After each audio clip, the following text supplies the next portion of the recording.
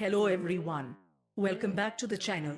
If you're serious about building strength, recovering faster, and staying energized, today's review is for you. We are diving into Power Life High Impact Whey Protein by Tony Horton.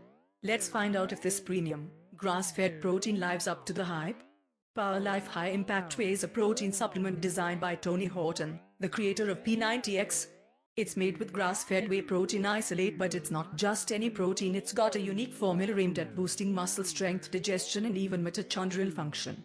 Grass-fed whey protein isolate, clean source of fast-absorbing protein, rich in BCAAs, HMB beta-hydroxy-beta-methylbutyrate, helps preserve lean muscle and accelerate recovery.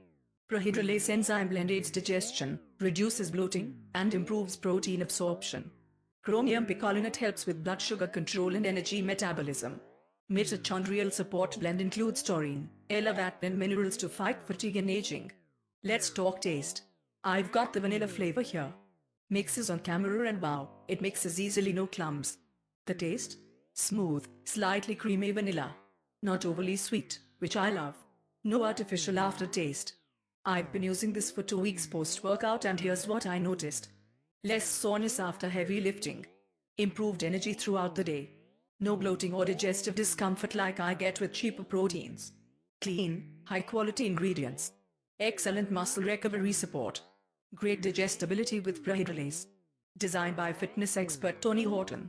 If you're over 40 into serious training or want a clean, effective protein that also supports your recovery, digestion, and energy, Power Life Whey is a solid pick. It's not cheap, but the ingredient profile justifies the cost if you're looking for real performance benefits. Have you tried Power Life Whey? Drop your thoughts in the comments. Don't forget to like, subscribe, and hit that bell for more honest fitness reviews. Stay strong, and I'll see you in the next one.